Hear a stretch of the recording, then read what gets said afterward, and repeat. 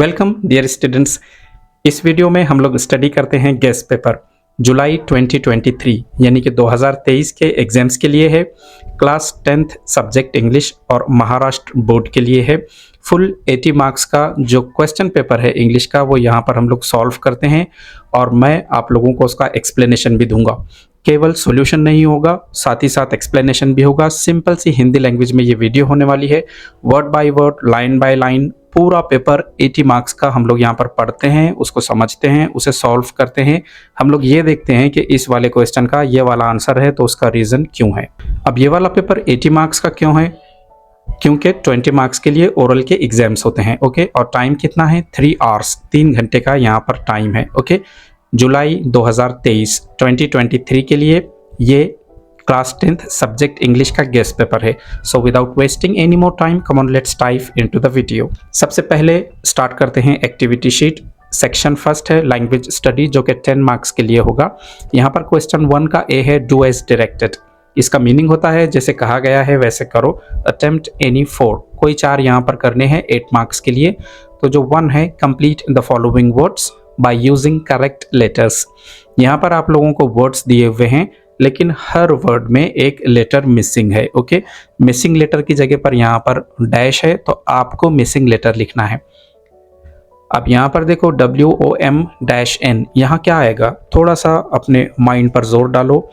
O-DER, तो dash में क्या आएगा? C-URT, डैश में क्या आएगा? वैसे ही ये और ये वर्ड्स हैं। आप चाहें तो थोड़ी देर वीडियो को पॉज कर सकते हैं, रोक सकते हैं और साइड में एक रफ रजिस्टर पर, नोटबुक पर इसका आंसर लिख सकते हैं। ओके, अब मैं आंसर बताता हूँ क्या आएगा।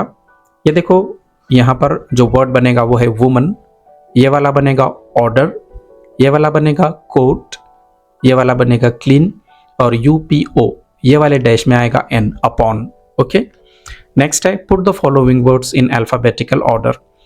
ये जो वर्ड्स हैं काउ, पेन, येलो, फॉक्स, इनको अल्फाबेटिकल ऑर्डर में रखना है और वैसे ही इनको। इसका जो आंसर है वो ये होगा। सबसे पहले आएगा फॉक्स क्योंकि ABCD में F पहले आता है, फिर काउ, फिर पेन और लास्ट में आएगा येलो। वैसे ही man, mouth, mask and mall, ये वाले बनेंगे mall, man, mask and mouth. अब यहाँ पर ये चारों वर्ड्स M से स्टार्ट होते हैं तो हमको क्या करना है? अगले वाला लेटर देखना है। ओके, अगर अगले वाला भी सेम हो तो उसके अगले वाला देखना है। इस टाइप से हम लोग गिवन वर्ड्स को अल्फाबेटिकली अरेंज कर सकते हैं। 3 है पंक्चुएट द फॉलोइंग सेंटेंसेस। यहाँ पर था that is a lion said Sunita. इसका जो आंसर होगा वो ऐसे होगा दैट इज अ लायन। अब ये किसी का कहा हुआ डायलॉग है तो इससे हम लोग डबल इन्वर्टेड कॉमास में रखते हैं और लायन के बाद यहाँ पर कॉमा आएगा। अब देखो यहाँ से सेंटेंस स्टार्ट हुआ है तो फर्स्ट लेटर को कैपिटल में लिखना कंपलसरी है, ज़रूरी है। सेड सुनीता, सुनीता किसी का नाम है इसीलिए हमने कैपिटल S से उसको लिखा है। और जहाँ पर हमारा सेंटेंस कंप्लीट होता है इतना तो हमें पता है कि वहाँ पर फुल स्टॉप रखना है। ओके, सेकंड है what are you doing asked my mother. इसका जो पंक्चुएशन है वो कैसे होगा? What are you doing. अब ये किसी की कही हुई बात है तो इससे डबल इन्वर्टेड कॉमास में हम लोगों ने रखा और एक्चुअल में ये एक क्वेश्चन है। व्हाट आर यू डूइंग, तो यहाँ पर हमने क्वेश्चन मार्क रखा। आस्क्ड माय मदर, यहाँ पर सेंटेंस कंप्लीट हुआ है तो यहाँ पर हम लोगों ने एक फुल स्टॉप दिया है। इस तरह से पंक्चुएशन करना है। नंबर 4 है मेक 4 वर्ड्स। 4 वर्ड्स बनाने हैं आप लोगों ने, मिनिमम ऑफ 3 लेटर्स ईच। और जो 4 वर्ड्स आप बनाओगे हर वर्ड में कम से कम 3 लेटर्स आने चाहिए, एटलीस्ट 3 लेटर्स आने चाहिए using the letters in the word. और ये वाला जो वर्ड है सिर्फ यही लेटर्स को यूज़ करके आप बना सकते हो। ठीक है, काफ़ी सिंपल होता है। आप चाहे तो वीडियो को पॉज करके रफ रजिस्टर पर 4 वर्ड्स यहाँ बना सकते हो। अब मैं आंसर बताता हूँ आप लोगों को। पहला बनेगा नेट, यहाँ से N लिए, यहाँ से E और ये वाला T, नेट। दूसरा बनेगा नेशन, ये देखो NATION। थर्ड बनेगा TEN, 10, यहाँ से आप लोगों ने T लिया, यहाँ से E लिया और यहाँ से N।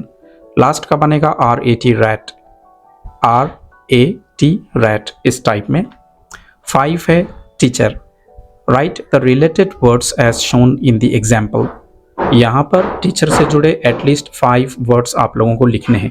एक टीचर कैसा होना चाहिए, कैसा हो सकता है। ओके, सिंपल सा आंसर है, ग्रेट हो सकते हैं टीचर, पेशेंट हो सकते हैं जो स्टूडेंट्स की बात को ध्यान से सुने, एक्सपर्ट हो सकते हैं, पंक्चुअल हो सकते हैं टाइम के, और काइंड हो सकते हैं। ठीक है। 6 है complete the word chain of verbs. यहाँ पर आप लोगों को वर्ब्स लिखने हैं, 1 2 3 4 4 ब्लैंक से 4 वर्ब्स आपको लिखने हैं। Add 4 words each beginning with the last letter of the previous word. लेकिन जो वर्ब्स आप लोग यहाँ पर लिखोगे तो उसकी स्पेशलिटी क्या होना चाहिए कि ये वाले वर्ड का जो एंड है टी, इससे ये बनना चाहिए, इसका जो एंड होगा उससे ये बनना चाहिए, ये वर्ड जिस लेटर पर एंड होता हो उससे ये बनना चाहिए, और ये वाले वर्ड का जो एंडिंग लेटर होगा उससे ये बनना चाहिए। काफ़ी सिंपल होता है ये देखो ऐसे बना सकते हैं हम। शाउट एंड हुआ है टी पर तो उससे बनाया हमने ट्राई, वाई से बनाया येल यानी चिल्लाना, एल से बनाया लॉफ, और एच से बनाया हीट गर्म करना। ओके, सिंपल एकदम। और ये सारे जो वर्ड्स हैं ये VERB वर्ब्स हैं। अगला है बी डू एज डायरेक्टेड, जैसे कहा गया है वैसे करो। अटेम्प्ट एनी वन, कोई एक करना है आपको। आप लोग देख सकते हैं और लिखा है, ए या बी करना है।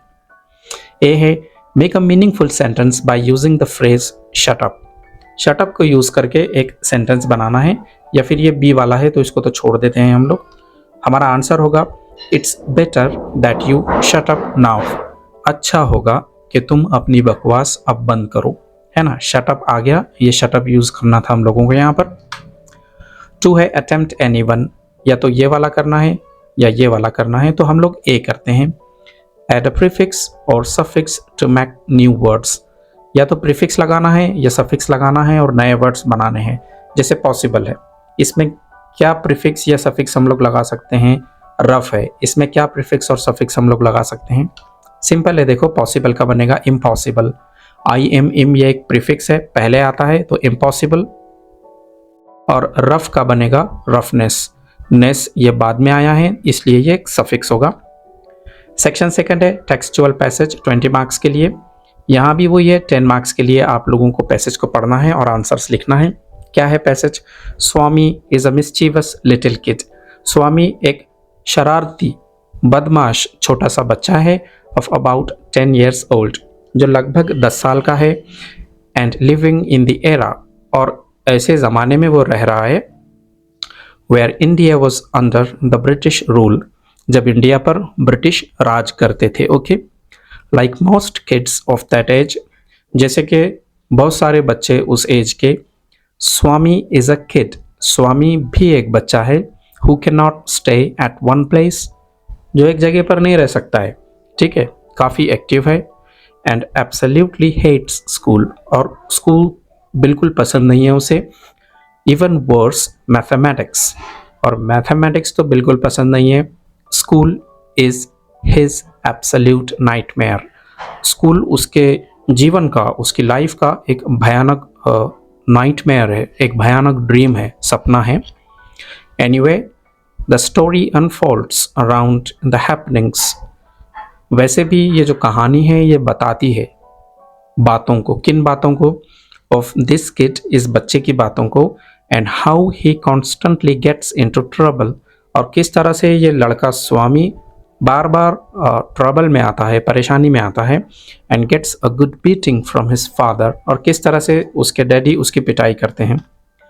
आगे है Swami is a talkative kid, little kid, काफ़ी बातें करने वाला एक छोटा सा बच्चा है Swami. And thinks that's his way of facing life, और उसे लगता है कि मैं लाइफ को ऐसे ही फेस करूँगा। Talking himself out of everything, अगर किसी भी तरह की कोई चीज़ आती है तो मैं टॉकिंग के ज़रिए, बातचीत के ज़रिए उसका सॉल्यूशन निकाल लूँगा।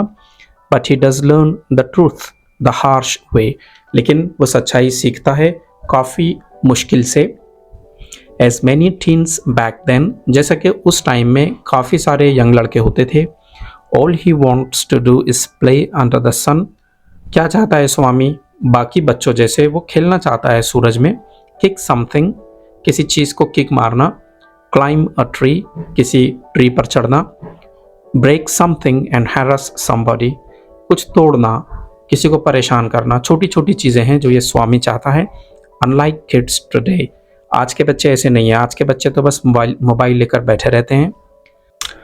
दिस इन फैक्ट वॉज, असल में ये क्या था, and in most parts of India still is, और इंडिया के ज़्यादातर पार्ट्स में आज भी ये है, the life of a typical boy growing up. ऐसी ही तो लाइफ होती है एक सीधे साधे लड़के की जो बड़ा हो रहा है। अब यहाँ पर फर्स्ट क्वेश्चन है, write whether the following sentences are true और फॉल्स। सही है या फॉल्स है, यह आप लोगों को लिखना है। फर्स्ट है, the boy in the story is 10 years old. कहानी में जो लड़का है वो 10 years का है। क्या है, ट्रू है या फॉल्स है? सोचो थोड़ा सा। आंसर है ट्रू। अगले वाला है, स्वामी हेट्स स्कूल। स्वामी को स्कूल जाना पसंद नहीं है। ये ट्रू है या फॉल्स है? ट्रू लिखते हैं हम लोग। नेक्स्ट है, his father treats him very politely. काफ़ी अच्छे से, काफ़ी नरमी से उसके डैडी उसे ट्रीट करते हैं। ये तो रॉन्ग है क्योंकि वो कभी कभार उसकी पिटाई कर देते हैं, तो इसे लिखते हैं हम लोग फॉल्स। और उसके बाद है, Swami does not like talking much. बातें करना इसे पसंद नहीं है। ये तो बिल्कुल रॉन्ग है क्योंकि ये तो ऐसा लड़का है जो हर चीज़ का सोल्यूशन बातें करके चाहता है, तो इसे हम लोग लिखते हैं फॉल्स। अगले वाला है, कंप्लीट द फॉलोइंग वर्ब। स्वामी, इससे रिलेटेड आप लोगों को 4 यहाँ पर बातें लिखनी है। सिंपल है, स्वामी से रिलेटेड हम लोगों ने क्या देखा था कि वो मिस्चीवस है, बदमाश है, 10 years ओल्ड है, 10 साल का, हेड्स स्कूल, उसे स्कूल पसंद नहीं है, टॉकेटिव, काफ़ी बातें करता है वो। यहाँ पर थोड़ा सा मैंने पैसेज को इस तरह से हाईलाइट कर दिया हूँ ताकि हम लोग आंसर्स लिख सकें। ये बन गया हमारा आंसर। मिस्चीवस, शरारती है, 10 years, 10 साल का है, हेट्स स्कूल, उसे स्कूल पसंद नहीं, एंड टॉकेटिव, और काफ़ी बातें करता है।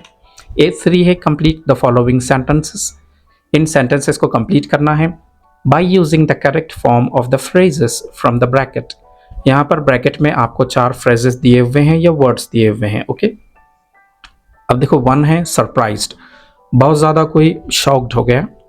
अर्ली मॉर्निंग, सुबह सुबह। इन अ कॉर्नर, एक कोने में। टेक केयर, ध्यान रखना। फर्स्ट सेंटेंस है, माधुरी लाइक्स डैश वॉक। माधुरी ऐसी वॉक पसंद करती है। कैसी वॉक? सरप्राइज्ड, अर्ली मॉर्निंग, ये वाला ठीक लगता है, अर्ली मॉर्निंग। अगला है, आई सॉ अ माउस, मैंने एक माउस को देखा। अब अर्ली मॉर्निंग तो हो गया, सरप्राइज्ड, वो माउस सरप्राइज्ड था। इन अ कॉर्नर, एक कोने में था, ये वाला ठीक लगता है। थर्ड है, द विजिटर वॉज रियली, घूमने फिरने वाला वो जो व्यक्ति था वो कैसे था? टेक केयर था या सरप्राइज्ड था, ये वाला ठीक लगता है। और लास्ट में, वी शुड डैश ऑफ और थिंग्स, हमने हमारी चीज़ों का क्या करना चाहिए? तो इसमें आना चाहिए टेक केयर। ये देखो आंसर्स ऐसे बनेंगे, Madhuri likes early morning walk, I saw a mouse in a corner, the visitor was really surprised, and we should take care of our things. अगला है, डू एज डायरेक्टेड, जैसे कहा गया है वैसे करना है। फर्स्ट है, he wanted to run seeing the lion, वो भागना चाहता था देखकर शेर को। ठीक है, अब यहाँ पर इन्फिनेटिव बताना है क्या है, तो जिन स्टूडेंट्स को पता नहीं है कि इन्फिनेटिव क्या होता है, वर्ब की फर्स्ट फॉर्म होती है और जनरली उसके पहले टू आता है। तो इस पूरे सेंटेंस में इन्फिनेटिव टू रन है, हमारा आंसर होगा he wanted to run seeing the lion. और हमें पिक आउट करना है तो हमने यहाँ पर इसे अंडरलाइन करके हाईलाइट कर दिया। आप सिर्फ टू रन भी लिख सकते हो अपने आंसर में। ओके, सेकंड है, Meena heard a hissing sound, एक हिस की आवाज को मीना ने सुना। Begin the sentence with a hissing sound. अब यहाँ पर देखो, जब आप इस सेंटेंस को पैसिव करोगे तो ऑटोमेटिकली ये सेंटेंस अ हिसिंग साउंड से स्टार्ट होगा। एक्टिव वॉइस है, Meena heard a hissing sound, और पैसिव वॉइस होगा a hissing sound was heard by Meena.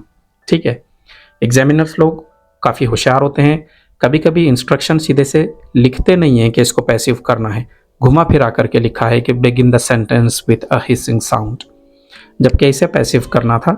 A5 है, do you like to play outdoor games, why, आपको आउटडोर गेम्स पसंद है, क्यों पसंद है? उसका सिंपल सा आंसर होगा, अब देखो ये वाला जो क्वेश्चन है इसे हम लोग पर्सनल रिस्पॉन्स टाइप कहते हैं, ऐसा क्वेश्चन जिसका आंसर हमारे मन से लिखना होता है। ओके, तो अगर एक क्लास में 10 स्टूडेंट्स हैं तो इसके 10 अलग अलग आंसर्स हो सकते हैं, 50 स्टूडेंट्स हैं तो 50 इसके अलग अलग आंसर्स हो सकते हैं। Yes I like to play outdoor games, क्या हाँ भाई मुझे आउटडोर गेम्स खेलना काफ़ी पसंद है। Outdoor games make us strong, outdoor games हमें स्ट्रॉन्ग बनाते हैं। दे इंक्रीज आवर स्टेमिना, इससे हमारा स्टेमिना, हमारी शक्ति बढ़ती है। वी बिकम सोशल, और हम थोड़े से सोशल होते हैं, लोगों में मिलने वाले बनते हैं। Because of outdoor games, in games के कारण वी लर्न डिफरेंट स्किल्स, हम अलग अलग स्किल्स सीखते हैं। Outdoor games are great for body and mind, हमारी बॉडी के लिए, हमारे माइंड के लिए काफ़ी बढ़िया होते हैं ये games.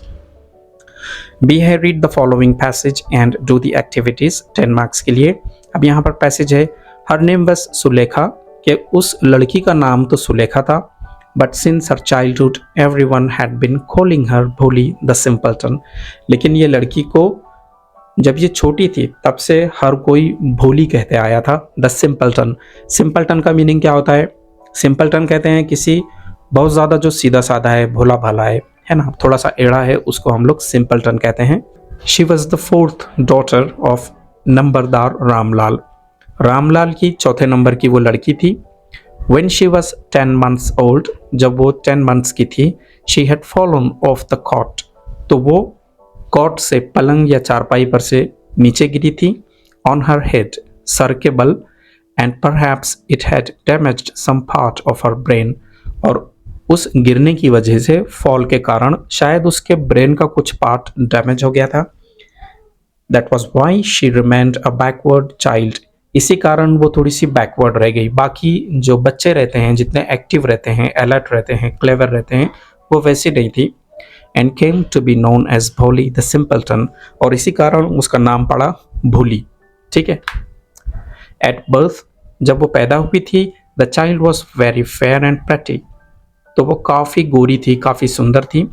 But when she was 2 years old, लेकिन जब वो 2 वर्ष की हुई, she had an attack of small pox, तो उसे एक बीमारी हुई स्मॉल पॉक्स। इसमें क्या होता है, एक्चुअली पिंपल्स आते हैं बॉडी पर, फेस पर। Only the eyes were saved, इतने सारे पिंपल्स आए थे कि केवल उसकी आंखें बची थी। But the entire body was permanently disfigured, और उसकी जो बाकी बॉडी थी वो हमेशा के लिए डिसफिगर्ड हो गई थी, बदसूरत हो गई थी, अगली हो गई थी। By deep black pox marks, कैसे मार्क्स हो गए थे उसको? फॉक्स मार्क्स, धब्बे हो गए थे। Little Sulekha could not speak, और उसे बोलना नहीं आता था। टिल शी वॉज 5, जब तक कि वो 5 साल की नहीं हो गई। And when at last she learned to speak, और लास्ट में जब उसे बोलना आया, शी स्टैमर्ड, तो वो स्टैमर करने लगी। स्टैमर करना यानी अटक अटक कर बोलना। ठीक है, आप लोगों ने देखा होगा किसी को अगर बोलना है कानपुर तो क क क क क कानपुर, इस टाइप कहते हैं। The other children often made fun of her, तो दूसरे बच्चे अक्सर उसका मजाक उड़ाते थे। एंड मिमिक्ड हर, और उसकी मिमिक्री करते थे, नकल बनाते थे, उसकी कॉपी करते थे उसको। As a result she talked very little, तो फिर क्या हुआ, बहुत कम वो बोलती थी। अब यहाँ पर B1 है, complete the following table. Incident है और ईयर लिखना है। भोली फेल ऑफ द कॉट, कब गिरी थी वो कॉट से? भोली had an attack of small pox, कब उस पर स्मॉल पॉक्स का अटैक हुआ था? सिंपल से आंसर्स हैं, 10 months, और जो स्मॉल पॉक्स हुआ था वो तो 2 years के अराउंड हुआ था उसे। B2 है, राइट डाउन अबाउट भोली इन योर वर्ड्स, अपने शब्दों में भोली के बारे में लिखना है। अब देखो यहाँ पर ये जो क्वेश्चन है 2 marks के लिए है, तो इसका जो आंसर है वो भी 3, 4, 5 लाइन्स तक हो सकता है। She was the 4th daughter of her parents, भोली अपने पेरेंट्स की 4th डॉटर थी। And she was the simplest of all, और जितने उसके भाई बहन थे उनमें सबसे ज़्यादा सीधी सादी सिंपल थी। Maybe because she once fell, शायद ऐसे इसलिए था क्योंकि वो एक टाइम गिरी थी। ऑन हर हेड, अपने सर के बल। She was also disfigured by small pox, और उसे एक बीमारी भी हुई थी स्मॉल पॉक्स, जिससे वो काफ़ी अगली हो गई थी। B3 है, find from the passage the antonyms of, आप लोगों को ऑपोजिट्स देने हैं। डेथ इसका ऑपोजिट, अगली इसका ऑपोजिट, टेम्पररीली इसका ऑपोजिट, और वाइट इसका ऑपोजिट। सिंपल से आंसर्स हैं। बर्थ प्रेटी, अगली का तो प्रेटी होगा, टेम्पररीली का होगा परमानेंटली, वाइट का ब्लैक, और डेथ का तो ऑलरेडी हमने देखा बर्थ। B4 है, डू एज डायरेक्टेड, जैसे कहा गया है वैसे करो। भोली was a very simple girl, काफ़ी सिंपल लड़की थी भोली। इसका एक्सक्लेमेटरी करना है। थोड़ा सा वीडियो रोककर कोशिश कर सकते हैं आप। भोली was a very simple girl. Answer होगा व्हाट अ सिंपल गर्ल भोली वॉज। अब यहाँ पर देखो ये एजेटिव सेंटेंस था तो यहाँ पर फुल स्टॉप था, लेकिन हमने उसको एक्सक्लेमेटरी किया है तो यहाँ पर एक्सक्लेमेटरी मार्क देना हमें ज़रूरी है, कंपलसरी है। सेकेंड है भोली वॉज 2 years ओल्ड। यहाँ पर 2 years ओल्ड को अंडरलाइन है। आपको एक WH क्वेश्चन बनाना है जिसका आंसर 2 years ओल्ड आए। सोचो क्या क्वेश्चन हो सकता है जिसका आंसर 2 years ओल्ड आए। सिंपल है, हाउ ओल्ड वॉज भोली। भोली कितनी ओल्ड थी, कितने साल की थी, इसका आंसर आएगा 2 years ओल्ड। B5 है, इफ भोली इज योर क्लासमेट। मान लो कि भोली आपकी क्लासमेट है, how would you treat her. तो आप उसे कैसे ट्रीट करोगे। अब यहाँ पर मैं इंपॉर्टेंट एक बात बताता हूँ आपको। मेरे हिसाब से 10th इंग्लिश में सबसे इजी जो मार्क्स हैं तो वो पर्सनल रिस्पॉन्स टाइप क्वेश्चन के होते हैं। ऐसे लगभग 3 क्वेश्चंस आते हैं आपको 2-2 मार्क्स के लिए, यानी टोटल 6 मार्क्स होंगे जिनके जवाब आपको अपने मन से लिखने हैं। ओके, अगर आपको नहीं पता इन क्वेश्चंस को कैसे सॉल्व करना है तो हमारे चैनल पर एक काफ़ी बढ़िया वीडियो है, सामने आप उसका फ़ोटो देख सकते हैं। ये वीडियो देख करके आप लोग पर्सनल रिस्पॉन्स टाइप क्वेश्चन को कैसे सॉल्व करना है ये सीख सकते हो। ओके, आंसर में हम लोग लिख सकते हैं इफ़ भोली इज़ माई क्लासमेट। अगर ऐसी बच्ची मेरी क्लासमेट है, I would treat her very politely, तो मैं उससे काफ़ी नरमी से अच्छे से बिहेव करूँगा। If she doesn't get anything, अगर उसके समझ में कोई चीज़ नहीं आती है, कोई फॉर्मूला है, कोई डेफिनेशन है, I teach her when ever it is possible, तो मैं उसे सिखाऊंगा जब कभी पॉसिबल हो। आई वुड नेवर टाउंट और फाइट विथ हर, मैं उसे कभी ताना नहीं मारूंगा, मैं उससे कभी झगड़ा नहीं करूंगा। आई ट्रीट हर रिस्पेक्टफुली, और मैं उससे काफ़ी रिस्पेक्टफुली ट्रीट करूंगा। सेक्शन 3rd है पोइट्री, 10 मार्क्स के लिए। Read the following stanzas and do the activities, 5 marks के लिए है। अब देखो जो भी क्वेश्चन होता है, पैसेज पढ़ के आंसर्स लिखने हैं या पोइट्री पढ़कर आंसर्स लिखने हैं, तो पहले पोइट्री को पढ़ना है, पहले पैसेज को पढ़ना है। मैंने कुछ स्टूडेंट्स को देखा हूँ कि वो पहले क्वेश्चंस पढ़ते हैं, ये रॉन्ग मेथड है। ओ कैप्टन, माई कैप्टन, और फियरफुल ट्रिप इज डन। जो स्पीकर है वो अपने कैप्टन को कह रहा है। कैप्टन कहते हैं ऐसा व्यक्ति, ऐसा पर्सन जो जहाज को चलाता है। वो कह रहा है कि हमारी जो भयानक ट्रिप थी अब वो ख़त्म हो गई है। The ship has withered every rack, इसका मतलब है कि हमारी शिप हर डिफ़िकल्टी पूरी कर चुकी है, हम जीत चुके हैं। The prize we sought is won, और अब हमारा प्राइज़ लेने का टाइम है। Okay, the port is near, अब किनारा नज़दीक है। द बेल्स आई हियर, अब मुझे बेल सुनाई देती हैं। द पीपल ऑल एक्सल्टिंग, और लोग भी सेलिब्रेट कर रहे हैं। While follow eyes the steady कील, और कील कहते हैं इस पार्ट को, किसी बोट के, किसी कश्ती के नीचे ये पार्ट होता है ना, इसको कील कहते हैं। तो while follow eyes the steady keel, आंखें इसे देखती हैं। The vessel grim and daring, और जो वेसल है, जो पानी का जहाज है, वो कैसा है, ग्रिम है, बिल्कुल सीरियस है। But O heart heart heart, और फिर जो स्पीकर है, जो पोइट है, वो कहते हैं कि लेकिन मेरे दिल मेरे दिल मेरे दिल, O the bleeding drops of red, उनका कहना है कि इसमें से लाल खून के ड्रॉप्स गिरते हैं हार्ट में से। Where on the deck my captain lies, क्यों सैड है पोइट, क्यों उनका जो हार्ट है वो रेड ब्लड ड्रॉप्स ब्लीड कर रहा है, क्योंकि डेक पर यानी कि शिप पर, जहाज पर उनके जो कैप्टन है वो पड़े हुए हैं फॉलन कोल्ड एंड डेड, नीचे गिर करके पड़े हैं, ठंडे हो गए हैं और उनकी डेथ हो गई है। हमें समझ में आता है कि जो स्पीकर है वो शायद कैप्टन का साथ में काम करने वाला बंदा है या उनका दोस्त है। वो इसलिए सैड है क्योंकि उनके कैप्टन वहां पर डेड पड़े हैं। O captain my captain rise up and hear the bells, वो कहता है कि उठो, सुनो बेल्स को। राइज अप, उठो। For you the flag is flung, आपके लिए जो हमारा झंडा है तो वो लहराया जाता है, फड़काया जाता है। For you the bugle trills, और आपके लिए ब्यूगल एक तरह का बाजा होता है, वो बजता है। For you bouquet for you bouquets and ribbon wreaths, आपके लिए ये फूल हैं, आपके लिए ये हार हैं। For you the shores a crowding, और आपके लिए इतने सारे लोग समुद्र के किनारे पर आते हैं। For you they call the swing mass, आपके लिए वो बुलाते हैं, इतने सारे लोग हैं। देयर ईगर फेसेस टर्निंग, और वो सब लोग देखते हैं।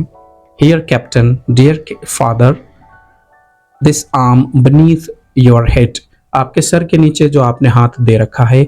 It is some dream that on the deck, ऐसे लगता है ये कोई सपना है। You fallen cold and dead, और तुम कैसे हो, नीचे गिर गए हो, कोल्ड हो गए हो, डेड हो गए हो। ओके, A1 है choose the correct words from the brackets and complete the sentences, bracket से करेक्ट वर्ड्स को आपने चुनना है और सेंटेंसेस को कंप्लीट करना है। यहाँ पर दो वर्ड्स हैं, इनमें से कोई एक यहाँ आएगा। The poet says that their dash trip is done, poet का कहना है कि उनकी डैश ट्रिप हो गई है। कैसी ट्रिप, फियरफुल या हैप्पी, फियरफुल आना चाहिए, बराबर है, फियरफुल आएगा। According to the speaker the port is, speaker के हिसाब से जो किनारा है वो कहाँ पर है, फार है या नियर है, नियर होना चाहिए। The captain lies on the, captain कहाँ पड़े हैं, डेक या फ्लोर, डेक आना चाहिए। और लास्ट वाला है the captain should rise up and hear the dash, captain ने उठना चाहिए और सुनना चाहिए। सॉन्ग या बेल्स, बेल्स आना चाहिए। ठीक है, पहले में फियरफुल, सेकंड में नियर, थर्ड में डेक और लास्ट में बेल्स। A2 है complete the following table. The captain is, captain कैसे हैं, 2 पॉइंट्स लिखने हैं। How the poet addresses the captain, और जो पोइट हैं वो कैप्टन को कैसे एड्रेस करते हैं।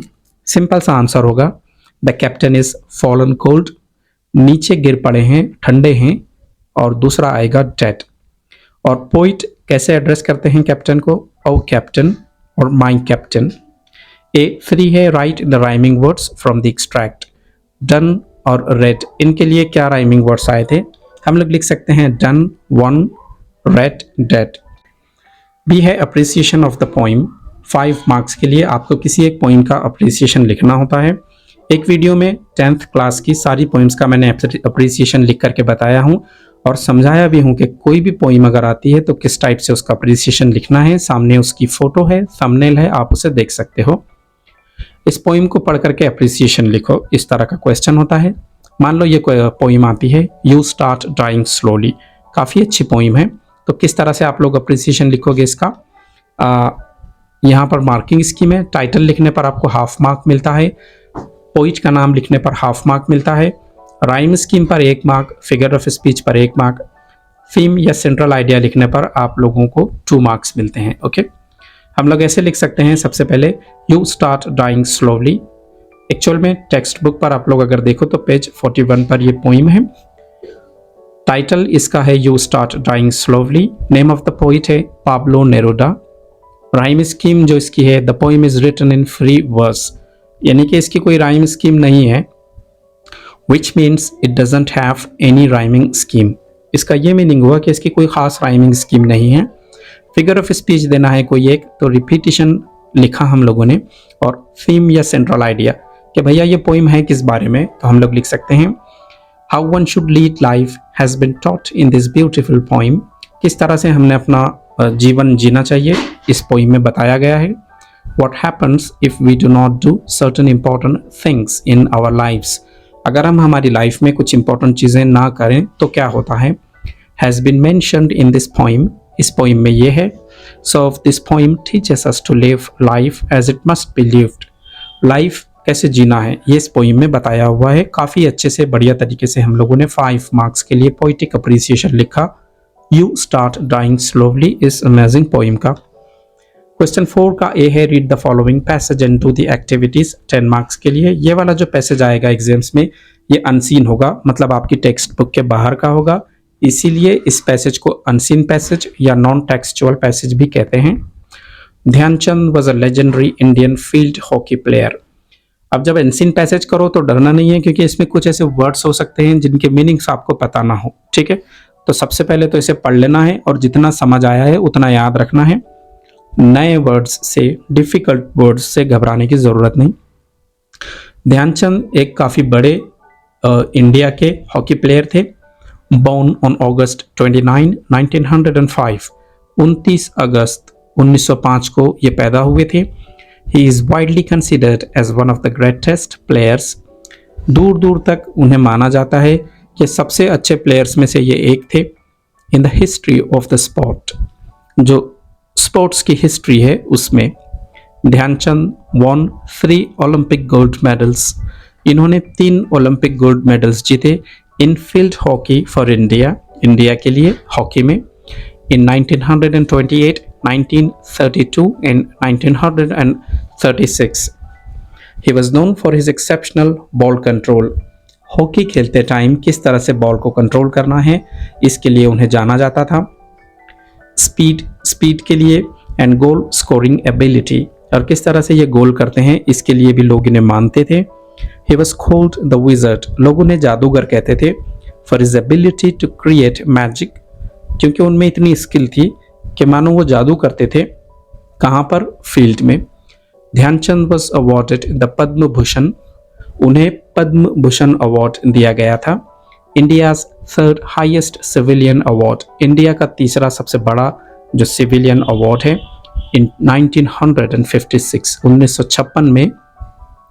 He passed away on December 3, 1979, 3 दिसंबर 1979 को उनकी डेथ हुई। But his legacy lives on as an inspiration to aspiring field hockey players. लेकिन जो उनकी इंस्पिरेशन है वो अभी बाकी है हॉकी प्लेयर्स के लिए ऑल ओवर द वर्ल्ड, पूरी दुनिया में। ध्यानचंद्स birthday August 29 is celebrated as National Sports Day in India in his honor. और ध्यानचंद का जो बर्थडे है अगस्त 29, इसे नेशनल स्पोर्ट्स डे के तौर पर मनाया जाता है इंडिया में। A1 है complete the following sentences from the passage से ये सेंटेंसेस को कंप्लीट करना है। फर्स्ट है Dhyan Chand was a dash player, क्या आना चाहिए? हॉकी, कैरम, फुटबॉल, हॉकी आएगा, है ना। सेकंड है Dhyan Chand won dash Olympic gold medals, शायद 3 पढ़ा था हम लोगों ने। ही वॉज कॉल्ड डैश, लोग उन्हें जादूगर कहते थे, बराबर है, द विज़र्ड। और फोर्थ है इज ध्यानचंद्स बर्थडे। देखते हैं हम लोग answers. Hockey 3, the wizard and August 29, ये आंसर्स होंगे। A2 है एक्टिविटी पूरी करना है, ध्यानचंद से रिलेटेड 4 बातें यहाँ पर लिखनी है। थोड़ा सा सोचो क्या आएगा, चाहो तो वीडियो को पॉज करो, एक रफ रजिस्टर पर लिखो। लिख सकते हैं हम लोग हॉकी प्लेयर थे, उन्हें 3 ओलंपिक गोल्ड मेडल्स मिले थे, उन्हें द विज़र्ड जादूगर कहा जाता था, और उन्हें दिया गया था पद्म भूषण। ओके, अगला वाला है सिनोनिम्स, आप लोगों को मैच करने हैं। सिनोनिम्स कहते हैं सेम वर्ड्स को। बेस्ट, इसके लिए क्या आएगा? ग्रेटेस्ट। स्किल के लिए आना चाहिए एबिलिटी। डाइड यानी पास्ड अवे, और रिस्पेक्ट का क्या आएगा? जो एक बच गया वही आएगा, ऑनर। ओके, इस तरह से हम लोग आंसर लिख सकते हैं। बेस्ट के आगे ग्रेटेस्ट, स्किल के आगे ability, died, passed away and respect, honour. A4 है do as directed, Dhyan Chand played hockey for India, इसको पास्ट कंटिन्यूअस टेंस में लिखना है। कैसे हैं टेंसेस आप लोगों के? अच्छे हैं? तो फिर वीडियो पॉज करके आंसर दे करके बताओ, ठीक है। अब मैं बताता हूं answer. Dhyan Chand was playing hockey for India.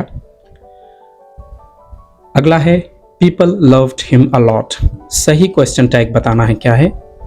Answer होना चाहिए people loved him a lot, didn't they. A5 है, फिर से पर्सनल रिस्पॉन्स टाइप क्वेश्चन है। Do you like sports, why, क्या आपको खेल पसंद है, क्यों? हम लोग आंसर लिख सकते हैं 3 एक लाइन्स में।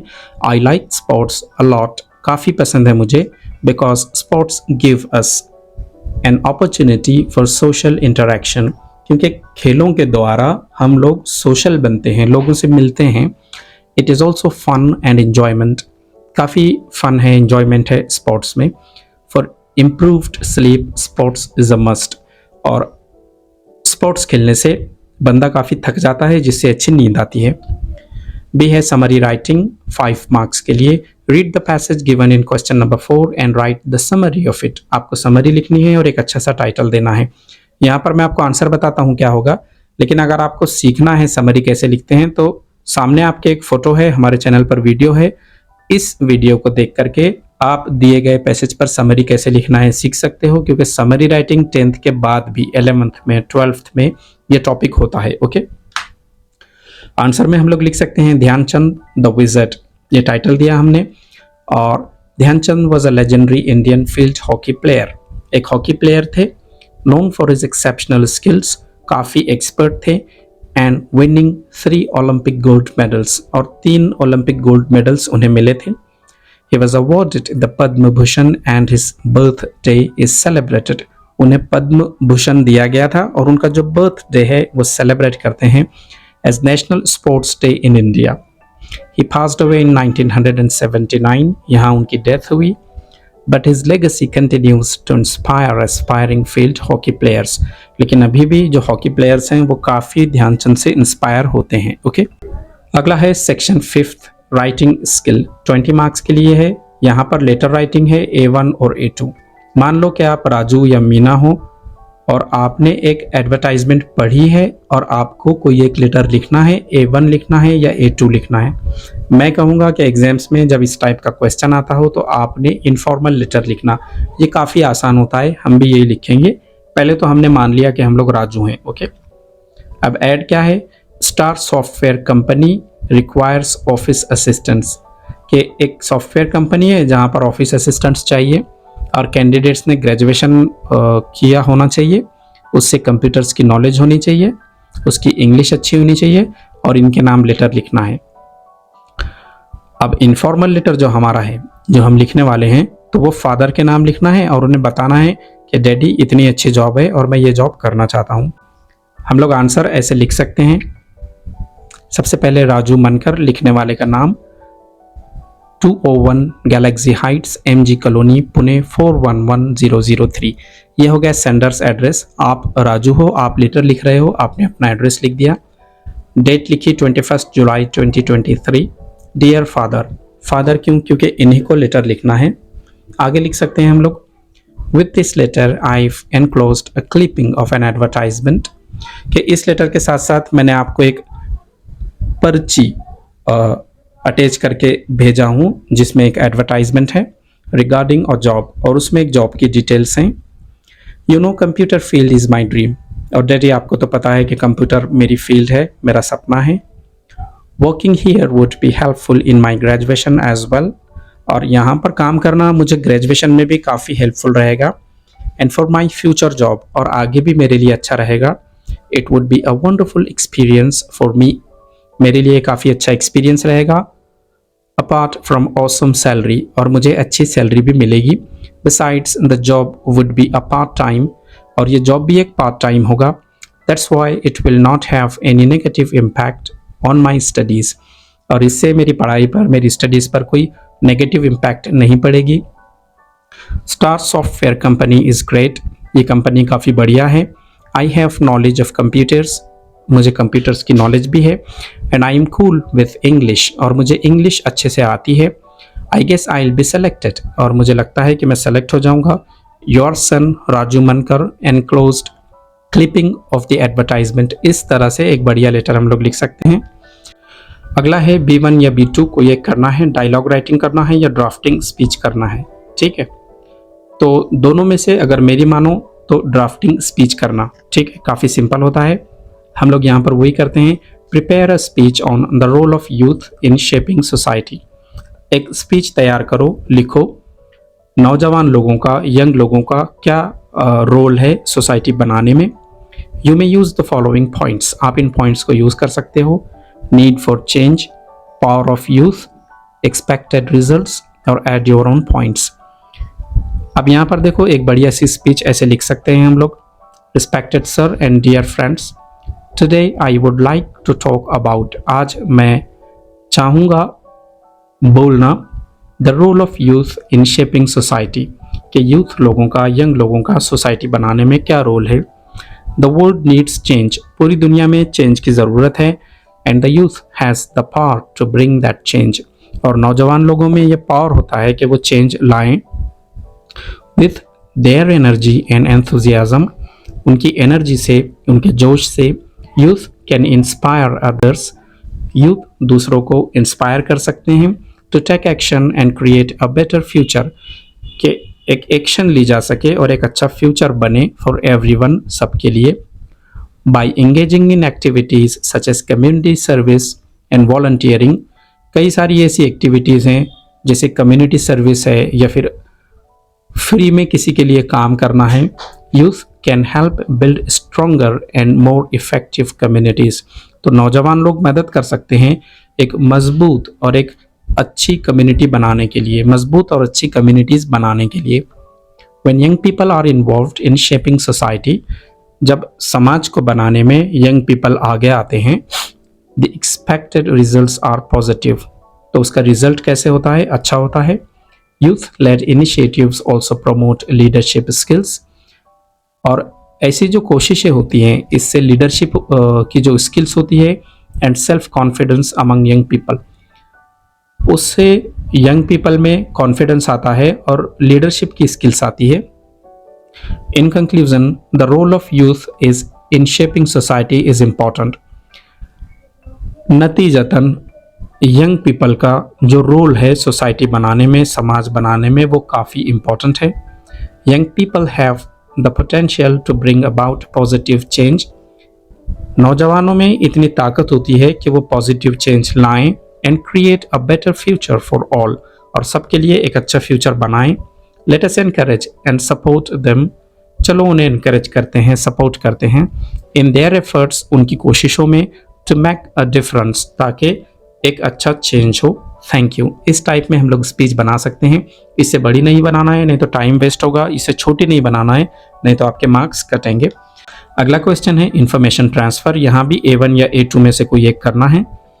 Do any one of the following activities, non verbal to verbal करना है या वर्बल टू नॉन वर्बल। अब यहाँ पर देखो, draw a table of comparison, आपको एक टेबल में इंफॉर्मेशन लिखनी है, टेबुलर फॉर्म यानी टेबल की फॉर्म में, between Rohit and Sushma using the information given below. आगे एक पैराग्राफ है, उसे पढ़ना है आपने, और रोहित और सुषमा इनसे रिलेटेड इंफॉर्मेशन एक टेबल में भरना है, लिखना है। गिव अ सुटेबल टाइटल, और एक टाइटल देना है। तो सबसे पहले हम लोग ये पैराग्राफ को पढ़ते हैं, एक टाइटल देते हैं और एक टेबल में इंफॉर्मेशन को भरते हैं। Rohit and Sushma are good friends despite many differences, कई डिफरेंसेस हैं दोनों के बीच में, फिर भी रोहित और सुषमा अच्छे दोस्त हैं। रोहित इज 18, रोहित की जो एज है वो 18 ईयर्स है, वाइल सुषमा इज 22, जबकि सुषमा 22 ईयर्स है। Rohit studies in Cambridge school while Sushma goes to Bharatiya Vidyalaya, Rohit Cambridge school में जाता है जबकि सुषमा भारतीय विद्यालय यहाँ जाती है। Mister Mehta, Rohit's father, is a lawyer, और रोहित के डैडी मिस्टर मेहता एक लॉयर हैं। While Mister Desai, Sushma's father is a teacher, और सुषमा के जो डैडी हैं मिस्टर देसाई, वो क्या हैं? एक टीचर हैं। Rohit's mother is a housewife, Rohit की मम्मी एक हाउस वाइफ हैं। While Sushma's owns a beauty parlour, जबकि सुषमा की मम्मी का एक ब्यूटी पार्लर है। Rohit is expert in technology, Rohit technology में काफ़ी एक्सपर्ट है। While Sushma can cook various dishes, जबकि सुषमा अलग अलग डिशेस बना सकती है।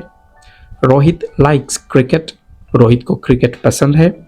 वाइल सुषमा प्रेफर्स कैरम, लेकिन सुषमा को कैरम अच्छा लगता है। Rohit wants to be a doctor while Sushma wants to be a pilot, Rohit को डॉक्टर बनना है और सुषमा को पायलट।